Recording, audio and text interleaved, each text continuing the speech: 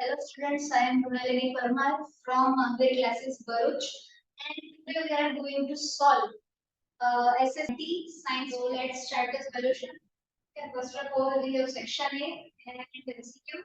The question is substance X को heat करना है, उससे वाटर रिमूव हो रहा है और हमें ऐसा बोलना है कि उसका जो कलर है ग्रीन कलर से चेंज हो रहा है, सब्सटेंस X जो है वो क्या है? Answer is FeSO4 because the color of solution of FeSO4 is green.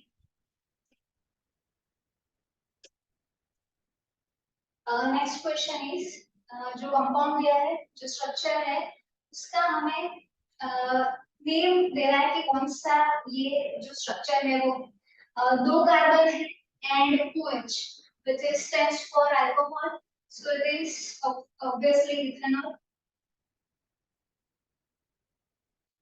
Next question is which of the following is not a part of female reproductive system? So ovary, uterus and fallopian tube. तीनों basically उसके parts हैं. Answer is B, vas deferens, which is not a part of female reproductive system. Next question is ये जो given circuit है उसमें से कुछ wrong है और हमें ढूंढना है कि गलत क्या है. तो इसमें जो ए मीटर दिखाया है वो बेसिकली गलत जगह पे जो है बिकॉज़ इस meter is always connected in series not in parallel. यहाँ पे वोल्ट मीटर जो है वो पैरेलल प्लस ए मीटर भी पैरेलल में ही दिखा दिया गया है जो रॉन्ग. सो आंसर आएगा हमारा सी, ए मीटर. नेक्स्ट है Philips. Number maximum electrons in any orbit is depend on the blank formula. So formula is 2n square, where n stands for number of orbit. Okay. Suppose first orbit maximum electron उसमें होंगे 2. Okay. तो ऐसे आप किसी भी orbit के लिए find कर सकते. Next question is plasmodium divided into many tortoise cells. उसकी जो मेथड है उसका हमें नाम पूछना. आंसर आएगा मल्टीपल फिजन. बिकॉज एक से मल्टीपल बहुत सारे प्लाज्मोडियम डॉटर सेल बन सकते हैं एक ही से. नेक्स्ट क्वेश्चन कुछ ऐसा है, प्रकाश पादुकोण और दीपिका पादुकोण के बारे में अच्छे से जानते होंगे. दीपिका पादुकोण जो है वो एक्ट्रेस और उनके जो फादर है, ठीक है, वो एक बैडमिंटन प्लेयर है. अभी हमें क्वेश्चन ऐसा पूछा गया है कि जो गेम है और जो एक्टिंग है वो हेरिडिटी का पार्ट लाइक उस पर डिपेंड करता है कि नहीं करता है. जो हमारे रिप्रोडक्टिव सेल है, ठीक है, उसमें से क्या ऐसा है जिसकी वजह से उस पर कोई चेंज होगा या तो आंसर आएगा डी.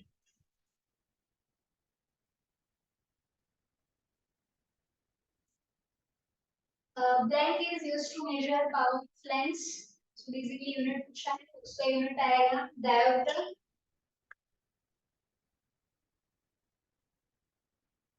पावर जो है लेंस का उसे हम diopter यूनिट में मेजर करते हैं.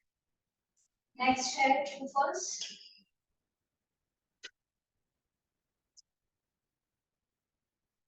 There is single bond present between carbon-carbon atom unsaturated.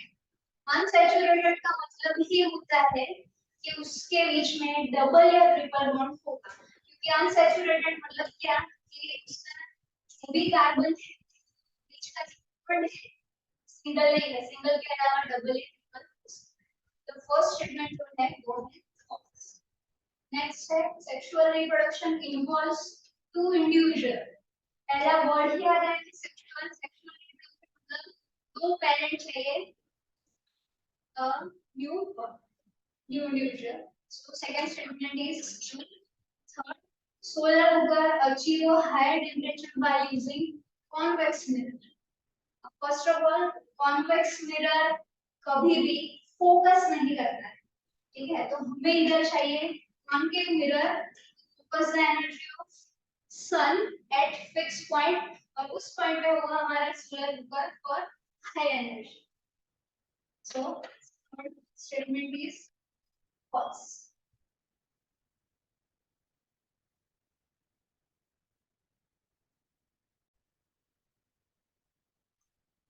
So next question is write periodic law of Mendeleev. So Mendeleev ने जो law बताया था वो कुछ ऐसा है कि chemical and physical properties of element is depending on their weight. Weight है उसके ऊपर डिपेंड करता है कि उसकी chemical या physical property कैसे है.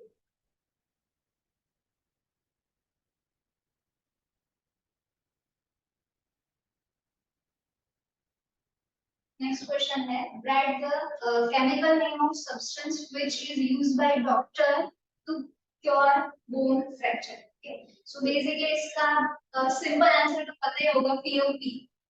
POP हम जनरली डेली वाले लैंग्वेज में यूज करते हैं. उसका हमें पूछना है केमिकल नेम.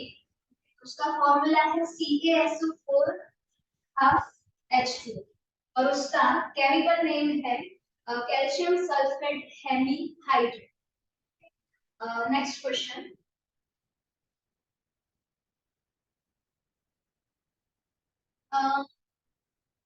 इधर हमारे पास तीन अलग अलग तरीके के मिरर्स हैं. फर्स्ट वाला जो है वो है कॉन्वेक्स, सेकंड है जो प्लेन मिरर है और ये है कॉन्वेक्स. ठीक है. भी ऐसा क्वेश्चन पूछ रहा है ये जो स्टूडेंट है वो इन तीनों मिरर्स को लेके इमेज एक स्क्रीन पे इमेज बनाना चाहते हैं तो इन तीनों में से किसको सक्सेस मिले. ठीक है. पहले हमें ये जान लेना चाहिए कि जो कॉन्वेक्स और जो प्लेन मिरर है उससे कभी भी रियल इमेज नहीं मिलता है.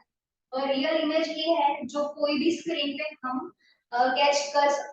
आंसर आएगा शिवानी क्योंकि उसके पास है कॉन्केव मिरर जो हमें रियल इमेज देता है और वो इमेज हम कोई भी स्क्रीन पे कैच कर सकते.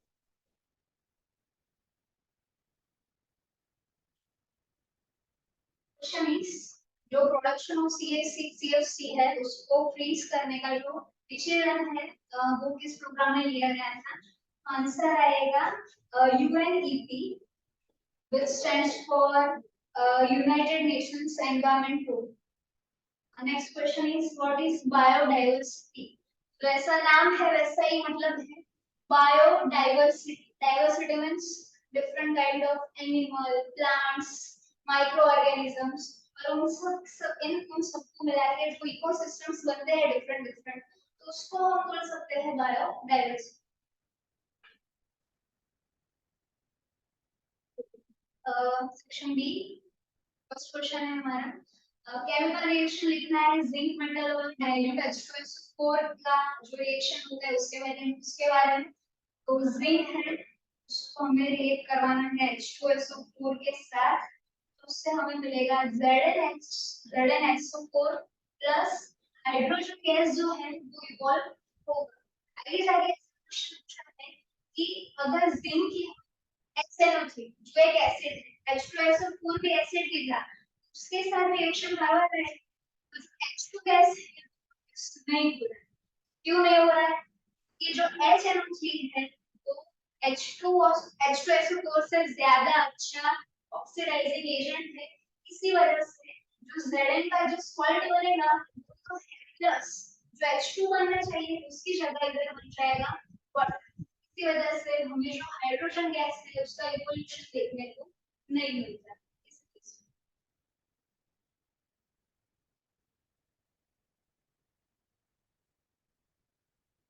नेक्स्ट क्वेश्चन है four physical properties of metal. ठीक है तो ये बेसिकली 8 स्टैंडर्ड से हम करते आ रहे हैं. जैसे मेटल है तो उसका अपीयरेंस कैसा होगा लश्यर मींस शाइनी होगा. फिर वो थोड़े हार्ड होते हैं बेसिकली रूम टेंपरेचर पे मोस्टली सॉलिड होते हैं. इसके अलावा they are good conductor of heat and electricity plus they are malleable ductile उससे इजीली इन शीट या फिर वायर्स बना सकते हैं. Plus they are sonorous. Sonorous means जब भी उसको हम उसको किसी चीज से टकराते हैं या कुछ उस पे वाइब्रेशन की वजह से आवाज जो निकलता है डिफरेंट काइंड ऑफ तो उसे सोनोरस बोलते हैं. तो ये सारे उसकी फिजिकल properties. Next question है, give scientific reason metallic characteristics in a group are increase up to down. मतलब जब हम ऊपर से नीचे को आते हैं ग्रुप में तो जो उसका मेटालिक कैरेक्टरिस्टिक बढ़ता है, तो क्यों बढ़ता है?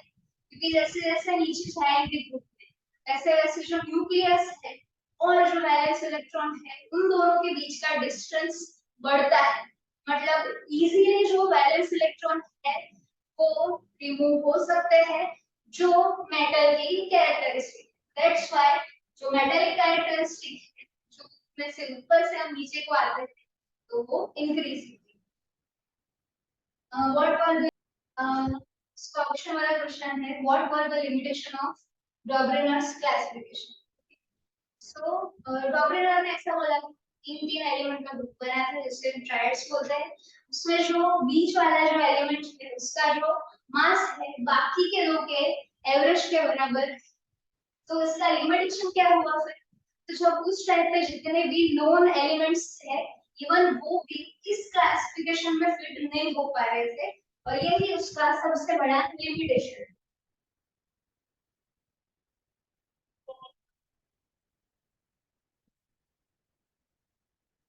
Next question is give difference arteries and when. तो ये भी बहुत ही बेसिक क्वेश्चन है। जो आर्टरीज है पहला ही पॉइंट, आर्टरीज में ऑलवेज कैसा ब्लड कैरी होता है तो ऑक्सीजन वाला, और वेन जो है उसमें विदाउट ऑक्सीजन। दूसरा कि जो आर्टरी है वो हार्ट से जो ब्लड है उसको बॉडी तक पहुंचाता है, और वेन्स में क्या होता है उल्टा, बॉडी से जो ब्लड है वो हार्ट तक आता है। दूसरा कि जब हार्ट पंप होता है तो उसकी वजह से उसमें थोड़ा स्पीड और प्रेशर होता है जिसकी वजह से जो आर्टरीज है उसकी जो वॉल्स है वो थिक होती है, और जो वेन है उसमें उल्टा होता है। वेन में पूरे बॉडी से हार्ट में ब्लड आ रहा है, ठीक है, तो इसके लिए उसकी जो वॉल्स है वो थिन है। और एक्स्ट्रा एक चीज है जो वेन में है पर आर्टरी में नहीं है, वो है बात, ठीक है। बेसिकली वो क्या करता है कि हमारा जो ब्लड है वो बैकवर्ड मतलब ऊपर आ रहा है बॉडी में, वापस नीचे ना चला जाए उसके लिए उसके पास होता है बल जो ब्लड को आगे ही पुश करने में हेल्प करता है। उसका ही ऑप्शन वाला क्वेश्चन है, note on excretion in plants. तो प्लांट्स में एक्सक्रीशन जो है वो अलग अलग तरीकों से होता है। जैसे गैसियस वेस्ट की बात करें तो वो है O2 एंड CO2, और वो कैसे होता है सबको पता है स्ट्रोमाटा से होता है। इसके अलावा दूसरा क्या वेस्ट हो सकता है, तो पानी जो है, तो एक्सेसिव जो वाटर है वो ट्रांसपिरेशन के थ्रू दिन भर जो है वो निकलता रहेगा, एक्स्ट्रा जो पानी है वो। उसके अलावा जो सॉलिड वेस्ट है उसका क्या होता है, तो उसके आजू बाजू जो सॉइल है उसमें उसका रिमूवल होगा, प्लस और कोई एक्स्ट्रा जो वेस्ट है उसके कोई डेड सेल में या टिश्यू में इवन लीव्स में भी इकट्ठा होता है, and after some time they fall off the trees. उसके अलावा जो रेजिन है, गम है, वो भी जो प्लांट्स है वो एक्सक्रीट करता है पर हमारे लिए वो यूजफुल है, हम उसका यूज कर रहे हैं। तो ये हुआ excretion in plants.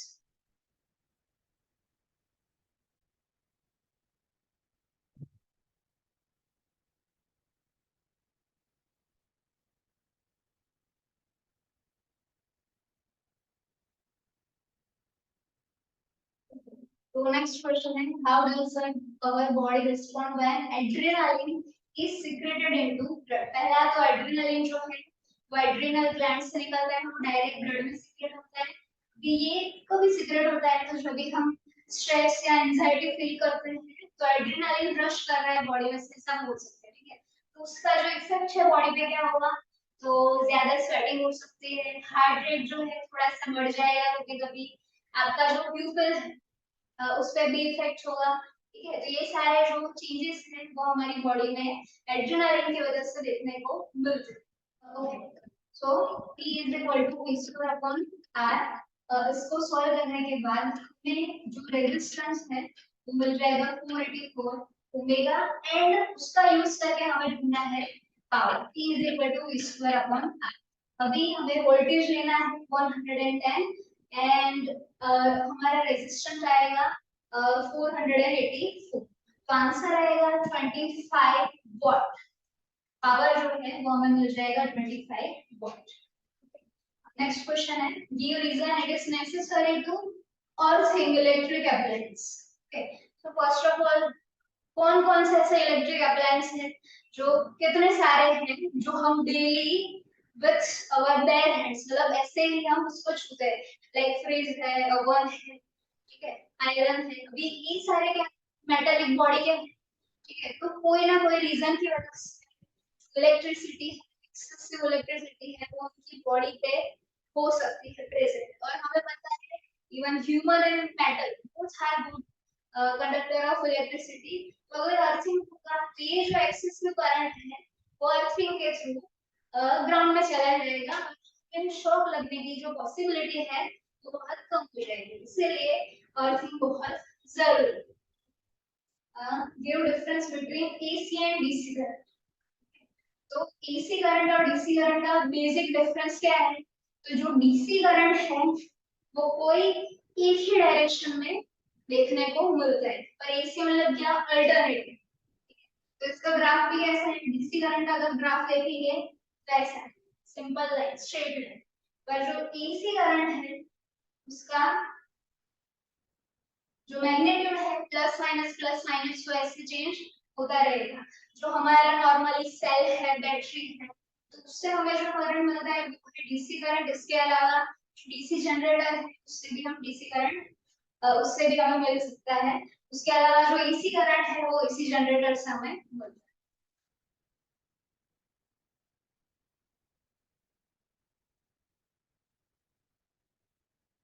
Next question is explain Tyndall effect with example. So basically कोई कोई पार्टिकल होते हैं जो थोड़े साइज में बड़े होते हैं, जिसपे जो लाइट जो गिरती है और वो स्कैटर हो जाती है, ठीक है, और उसी को हम बोलते हैं टिंडल इफेक्ट। अभी इसका एग्जांपल तो बहुत अच्छा एक एग्जांपल है जो आप सबको पता होगा।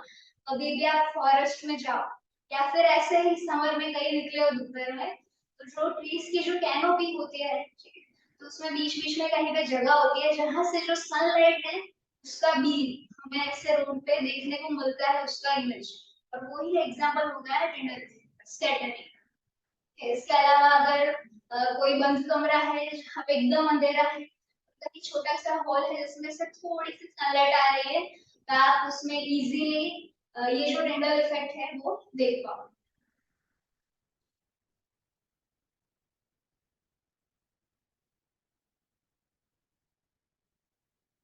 नेक्स्ट क्वेश्चन है व्हाट इज डीकंपोजर।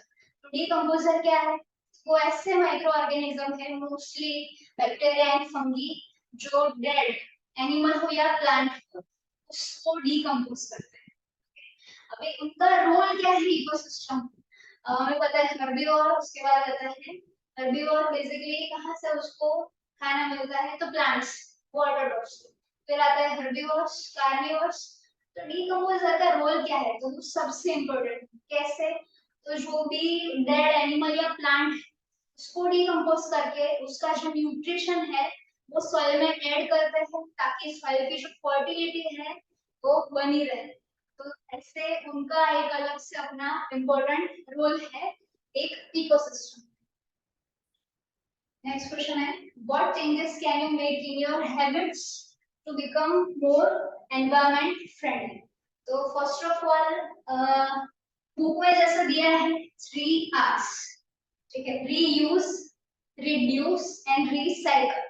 इन तीनों को हमें पहला अपनाना चाहिए कि रिसाइकल करें, जो चीजें रीयूज हो सके, या किसी चीज जो जैसे प्लास्टिक, ठीक है, तो उसका हम जो यूजेज है उसको रिड्यूस कर दें मैक्सिमम। उसके अलावा अल्टरनेटिव्स ढूंढे, जैसे प्लास्टिक के अलावा भी पेपर बैग्स वगैरह का यूज कर सकते हो। जब भी आप व्हीकल लेके जाते हो तो हो सके तो पब्लिक ट्रांसपोर्टेशन का यूज करना चाहिए, या फिर बाइसिकल, ताकि जो फ्यूल वगैरह है उसका कंजप्शन कम हो। उसके अलावा दूसरा है कि जो टैब्स है, रनिंग टैब्स, अगर कोई यूज नहीं कर रहा है, कोई नहीं दिख रहा है, तो आप जाके बंद कर दो। इसके अलावा जो अप्लायंस है, इलेक्ट्रिक अप्लायंस ऐसे ही चल रहे हैं तो उसको बंद कर दो। जब जरूरत है, जितना जरूरत है उतना यूज करें, तो ये सारे जो हैबिट है अगर हम ये अपनाएंगे तो हम ज्यादा एनवायरमेंट फ्रेंडली हो जाएंगे। Okay, और उसके ऑप्शन में एक क्वेश्चन है suggest 4 approaches towards conservation of forest. तो पहला ही पॉइंट है कि ज्यादा से ज्यादा ट्रीज को प्लांट करें। Okay, तो फर्स्ट हो गया ये। दूसरा, अगर फॉरेस्ट को कंजर्व करना है उसका मतलब ऐसा नहीं सिर्फ प्लांट को ही कंजर्व करें, वहां के जो एनिमल्स है मतलब बेसिकली जो पोचिंग मतलब जो शिकार वगैरह जो हो रहा है उसको हम रोके, ताकि इकोसिस्टम पता ही है जो प्लांट है और एनिमल है वो एक दूसरे पे डिपेंडेंट है। एनिमल जो है उनका भी प्रोटेक्शन करना है। उसके अलावा अगर वहां कोई ट्राइब्स रह रहे हैं बहुत सालों से तो उनकी वजह से भी वो जो फॉरेस्ट वगैरह है वो ऐसे ही बने हैं, तो हमें ट्राई करना है कि उसको भी हमको डिस्टर्ब ना करें।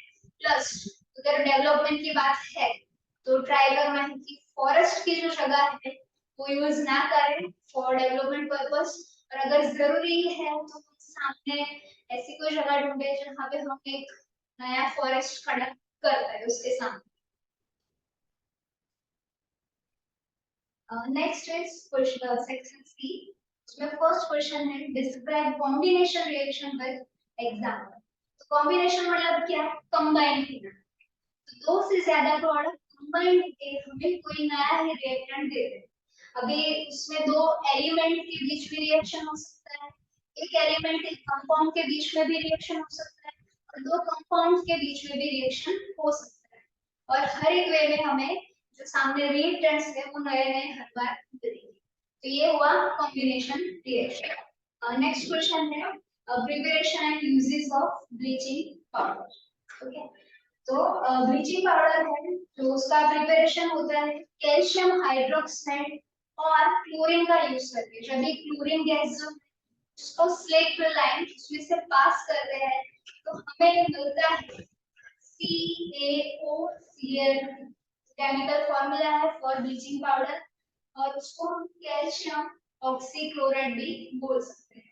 तो इसका यूज कहाँ होता है, इसका यूज होता है मोस्टली टेक्सटाइल या पेपर इंडस्ट्री में होता है एज अ ब्लीचिंग एजेंट। इसके अलावा पानी को डिसइंफेक्ट करना है मतलब जर्म्स फ्री करना है तो तब भी उसका यूज होगा। इसके अलावा ऑक्सीडाइजिंग एजेंट के रोल में भी वो काफी सारे इंडस्ट्री में काम आता है।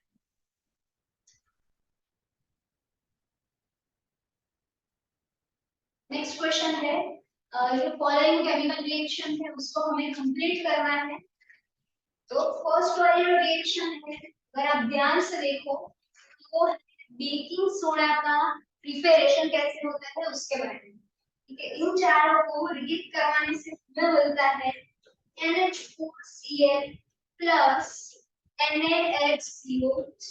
और NaHCO3 मतलब क्या, बेकिंग सोडा। सेकंड रिएक्शन है CaCO3 plus H4 plus CO2 gives CaHCO3 twice जो है कैल्शियम हाइड्रोजन कार्बन। और ये वाला जो टेस्ट है वो कार्बन डाइऑक्साइड जो गैस है उसका एक टेस्ट।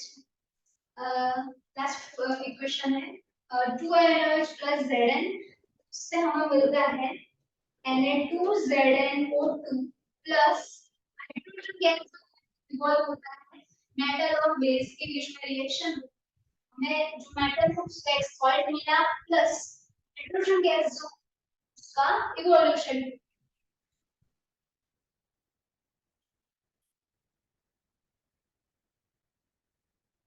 नेक्स्ट क्वेश्चन है डिस्क्राइब कॉपर जो उसका जो रिफाइनिंग है इलेक्ट्रोलाइसिस जो रिएक्शन है उससे कैसे होता है। तो एकदम सिंपल है, उसके लिए हमें चाहिए एक बेसिक बैटरी और एनोड एंड कैथोड। ओके, जो एनोड है प्योर कॉपर प्लेट और जो कैथोड है वहां पे होगा एक pure thin copper strip. Okay, और ये जो सॉल्यूशन हमने लिया है वो है हमारा कॉपर सल्फेट का सॉल्यूशन, और उसमें थोड़ा एसिड ऐड किया है ताकि वो इलेक्ट्रिसिटी का गुड कंडक्टर बन जाए।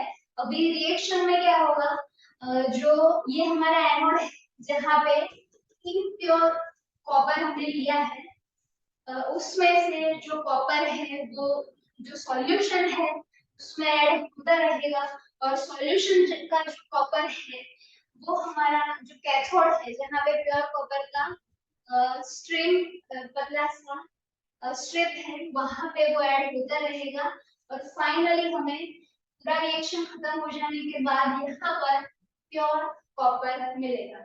इसके अलावा यहाँ जो एक्स्ट्रा इम्प्योरिटीज बचती है वो सॉल्यूशन में नीचे कहीं पे जमा होती है, जिसे हम बोलते हैं एनोड पंख। ठीक है, वो बेसिकली जो एनोड की इम्प्योरिटीज है वो। नेक्स्ट क्वेश्चन है draw the structure of neuron. ठीक है, न्यूरॉन का पता है नर्व सेल, जिसका दूसरा नाम है, उसका स्ट्रक्चर कुछ ऐसा है। ये जो है वो है डेंड्राइट्स। ठीक है, उसके बाद ये बड़ा लॉन्ग इलांगेटेड एक स्ट्रक्चर देखने को मिल रहा है। उसके बाद लास्ट में होता है nerve endings. Okay, dendrites, action, nerve endings.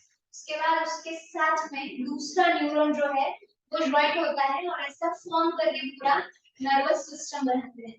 तो उसका फंक्शन क्या है, तो जो डेंड्राइट्स है वो उसके जो आगे न्यूरॉन होगा उसमें से इंफॉर्मेशन जो है वो कलेक्ट करेगा। एक्सन में से जो भी इंफॉर्मेशन है वो पास होगा, नर्व एंडिंग है उसके बाद वापस से न्यूरॉन होगा, और ऐसे जो मैसेज है वो पास होता है। तो ये उसका बेसिक फंक्शन है।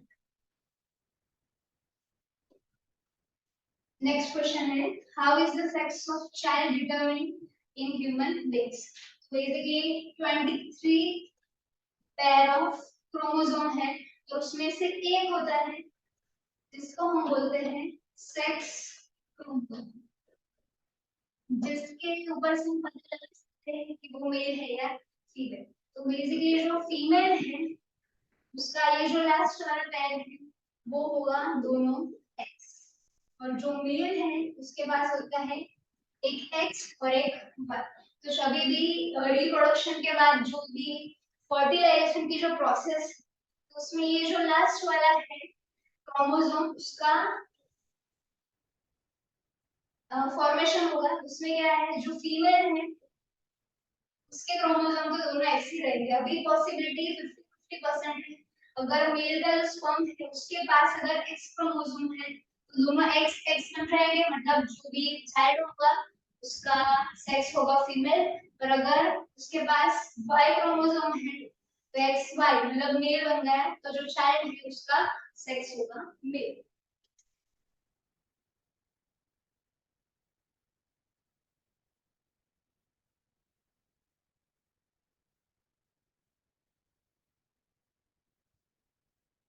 Next question is what are fossils. Fossils basically क्या है, तो जो एक्सटिंक्ट हो चुके या फिर बहुत पुराने एंशिएंट टाइम के जो भी ऑर्गेनिजम्स है उनके कुछ भी रिमेनिंग बचे हैं, जैसे बोन है, स्केलेटन है, तो उसे हम बोलते हैं फॉसिल्स। अभी वो हमें क्या बताना चाहते हैं इवोल्यूशन के बारे में, उससे हमें क्या इंफॉर्मेशन, पहला तो हमें पता चलता है उससे हम जान सकते हैं कि वो कितना पुराना है।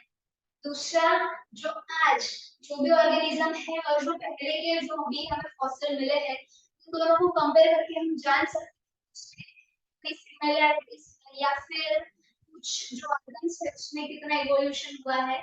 सब इंफॉर्मेशन जो है वो हम फॉसिल से पता लगा सकते हैं। नेक्स्ट क्वेश्चन है describe formation of tree with figure. तो एकदम सिंपल है, जो वाटर ड्रॉप है बेसिकली एक मिरर या फिर ग्लास लेंस दोनों के जैसा वर्क करेगा।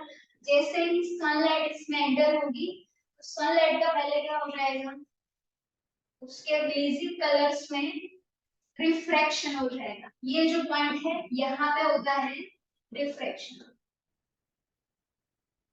रेड टू ब्लू कलर हमें पता ही है कौन कौन से हैं। तो पहले रिफ्रैक्शन होगा, उसके बाद ये वाला जो सरफेस है वो वहां से ये जो रे है वो रिफ्लेक्ट होंगे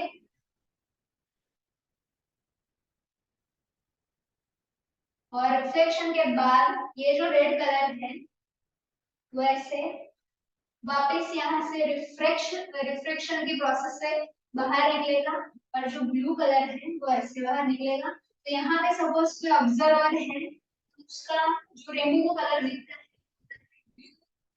रेड, तो ऐसे जो रेनबो है उसका फॉर्मेशन होता है और ऐसे हमें वो देखने मिलता है।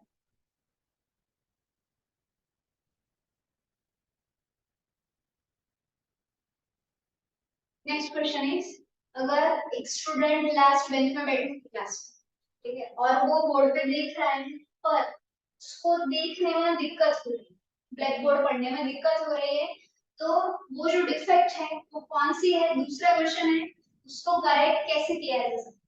पहले तो हम ध्यान दें कि वो कौन सी डिफेक्ट है।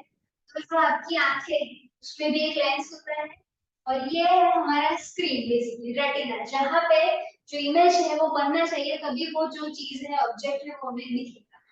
तो इसमें क्या हो रहा था, भी ऑब्जेक्ट है उससे जो रे आते हैं उसका इमेज रेटिना से पहले ही बन जाता है। इसकी वजह से हम दूर की चीजें इजीली नहीं देख पाते हैं और नजदीक की जो चीजें हैं वो इजीली देख सकते हैं, क्लियर साइटेडनेस या फिर माइल्ड। तो इसको हम करेक्ट कैसे कर सकते हैं, कैसे कर सकते हैं, उसके लिए हमें चाहिए लेंस, कौन सा, कॉनकेव लेंस, ठीक है।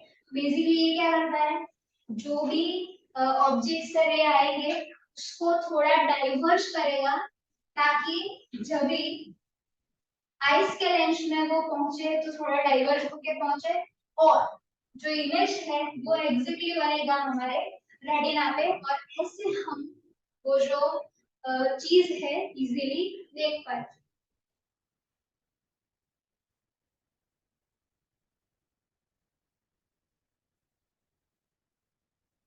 क्वेश्चन है, ये हमारे पास सर्किट है और उसमें हमें दिया है और जो बल्ब है उसका रेजिस्टेंस 25 ओमेगा और दूसरा जो है वो अननोन है जो हमें ढूंढना है। वोल्टेज हमें ऑलरेडी दिया है पूरे सर्किट का 12 वोल्ट और जो करंट है वो पास हो रहा है 0.4 एम्प। हमें फाइंड करना है अननोन रेजिस्टेंस क्या होगा प्लस इन दोनों का जो वोल्टेज है वो भी फाइंड करना है। उसके लिए हम क्या करेंगे, अगर हमें पूरे सर्किट का वोल्टेज और करंट दोनों पता है तो क्या हम पूरे सर्किट का जो रेजिस्टेंस है वो पता लगा पाएंगे। P is equal to I R, तो इस फॉर्मूला से हमें मिल जाएगा R, और R की वैल्यू आ रही है 30 ओमेगा। अगर पूरे जो सर्किट है उसका हमें रेजिस्टेंस पता है और हमें यह भी पता है कि ये जो R1 है कोई कंडक्टर है और बल्ब दोनों सीरीज में ज्वाइंट है, उसका यूज करके हम जो R1 है वो ढूंढ सकते हैं क्योंकि पूरे सर्किट है उसका रेजिस्टेंस है 30, R1 हमें फाइंड करना है और बल्ब का रेजिस्टेंस दिया है हमें 25, सो R1 मिल जाएगा 5 ओमेगा और दोनों का वोल्टेज, वोल्टेज के लिए सेम फॉर्मूला अप्लाई कर सकते हो, V is equal to IR। अगर आप कंडक्टर में ढूंढ रहे हो तो R1 लेना है, I दोनों केस में सेम रहेगा क्योंकि सभी भी सीरीज में कनेक्टेड है, सब में से जो करंट पास होता है वो सेम ही होता है। तो इसके लिए आप जब भी अप्लाई करोगे तो फॉर्मूला यूज करना V is equal to I R, मतलब जो बल्ब का जो रेजिस्टेंस है वो यूज करना और दोनों को फाइंड करने के बाद आपको आंसर मिलेगा और यहाँ पे आंसर आएगा 10 वोल्ट।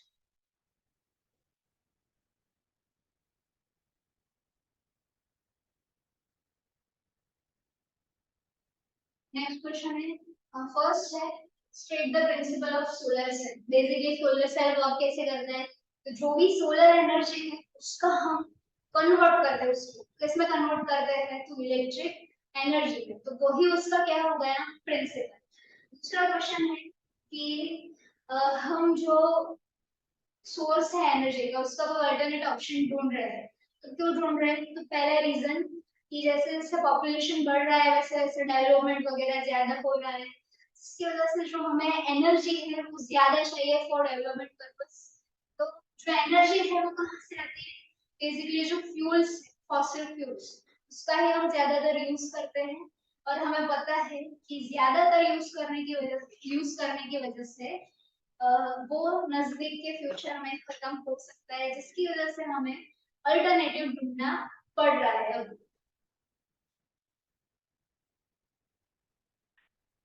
नेक्स्ट है सेक्शन बी। फर्स्ट क्वेश्चन है जो स्टेरिफिकेशन का जो रिएक्शन है उसको आपको एग्जाम्पल के साथ समझाना है। तो इसमें क्या होता है, जो कार्बोक्सिलिक एसिड है उसका रिएक्शन होता है किसके साथ? अल्कोहल के साथ। और उसके अंदर बनता है H2O means water and ester. यहाँ पे आप example ethanoic acid plus ethanol का देख सकते हैं। कैटालिस्ट हमें लेना है कांस्टेंट H2SO4 एंड उसका हीट भी देना पड़ेगा, टेम्परेचर, और उससे जो मिलेगा वो होगा एस्टर। इसका केमिकल फॉर्मूला पूरा आपको लिख के समझाना है। सेकंड क्वेश्चन है उसके लिए एडिशन रिएक्शन क्या है उसका एग्जांपल देना है। बेसिकली एडिशन मतलब क्या? तो ऐड हो, सो दो या ज्यादा मॉलिक्यूल है उसको कंबाइन करके एक बड़ा सा मॉलिक्यूल बनाते हैं। उसके एग्जांपल हम ले सकते हैं इथीन। इथीन में अगर हम क्लोरीन को ऐड कर दें तो उससे हमें एक मॉलिक्यूल मिलेगा जो होगा CH3Cl CH3Cl। ओके, तो ये एग्जांपल हो गया एडिशन रिएक्शन का। नेक्स्ट क्वेश्चन है व्हाट इज कोवैलेंट ग्रुप।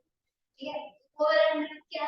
तो जो बॉन्ड है जो इलेक्ट्रॉन की शेयरिंग की वजह से बनता है वो एक्सप्लेन करना है वो मीथेन एंड नाइट्रोजन के मॉलिक्यूल। पहले नाइट्रोजन का मॉलिक्यूल देखो, हाइड्रोजन उसका इलेक्ट्रॉन होगा वैसे 1 2 3 4 5 6 7 सेम मॉलिक्यूल है, मतलब दो नाइट्रोजन है। अभी बेसिकली ऑक्टेन को कंप्लीट करने के लिए ऑफ कोर्स 8 इलेक्ट्रॉन चाहिए होगा। तो यहाँ पे उसके पास 7 तो है, मतलब एक और चाहिए जिसको शेयर करेगा दूसरे नाइट्रोजन के साथ। 7 और एक ले लिया यहाँ से, तो उसका जो ऑक्टेन है वो कंप्लीट हो गया। सेम चीज ये होगा नाइट्रोजन मॉलिक्यूल। मीथेन का सेम वे में आप एक्सप्लेन कर सकते हो। मीथेन मतलब CH4। कार्बन के पास कितने इलेक्ट्रॉन होते हैं?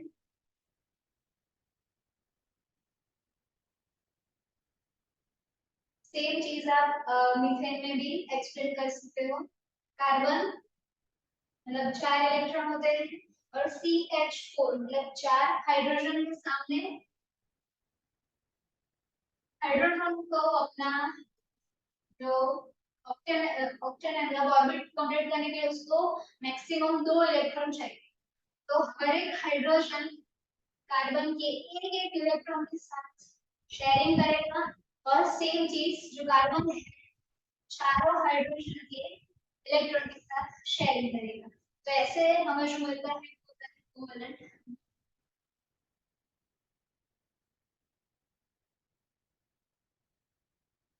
नेक्स्ट क्वेश्चन है एक्सक्रीशन क्या है, और ह्यूमन जो एक्सक्रीटरी सिस्टम है उसको आपको डिस्क्राइब करना है विद प्रॉपर स्ट्रक्चर। तो एक्सक्रीशन मतलब क्या? तो जो भी टॉक्सिक वेस्ट आपकी जो बॉडी में जनरेट होता है उसको बाहर निकालेगा, मतलब एक्सक्रीशन। ओके, तो ह्यूमन एक्सक्रीटरी सिस्टम में कौन आता है? तो पहले आता है किडनी। ओके, किडनी है, फिर यूरेटर्स है, फिर यूरिनरी ब्लड, एंड लास्ट में आएगा यूरेथ्रा। इसका पूरा डिटेल में आपको जो सॉल्यूशन है वो बुक में मिल जाएगा। नेक्स्ट क्वेश्चन है फीमेल रिप्रोडक्टिव सिस्टम। कुछ कुछ क्वेश्चन है जो हर साल रिपीट होते हैं और बार बार हमने उसका रिवीजन भी किया था, तो आप उसमें से जाके देख सकते हो। नेक्स्ट क्वेश्चन है फिगर के साथ हमें जो रिफ्लेक्शन होता है रेक्टेंगुलर ग्लास जो स्लैब है, जैसे अभी हमने रेनबो में देखा कुछ वैसा ही होता है। दो अलग अलग सरफेस है, यहाँ पे है एयर, यहाँ पे है ग्लास। फर्स्ट टाइम यहाँ पे होगा रिफ्लेक्शन, अगेन जो मीडियम है वो चेंज होगा। पहले एयर टू ग्लास में आया था, अभी ग्लास से एयर में जाएगा, तो वापस जो है रिफ्लेक्शन का प्रोसेस होता है।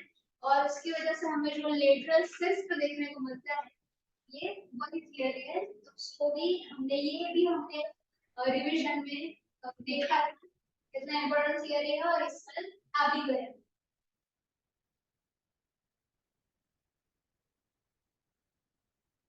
एंड लास्ट क्वेश्चन है कि सोलेनॉइड क्या है और जो उसका कैरेक्टरिस्टिक है उसकी वजह से जो मैग्नेटिक फील्ड क्रिएट होता है वो हमें डिस्कस करना है इस फिगर। एंड लास्ट क्वेश्चन है जो प्रिंसिपल एंड कंस्ट्रक्शन है ऑफ एसी जनरेटर। ठीक है, तो ये दो क्वेश्चन ऐसे हैं कि जो हमने बार बार डिस्कस किए थे और आप उसको पूरा प्रॉपर डिटेल में बुक में से देख लो। Thank you. तो यहाँ पे आज का जो साइंस का जो सॉल्यूशन है वो खत्म होता है। अगर आपको ये सॉल्यूशन पसंद आया हो तो वीडियो को लाइक करें, कमेंट करके बताएं कि आपको ये वीडियो कैसा लगा सॉल्यूशन, शेयर करें एंड सब्सक्राइब टू मार्केट।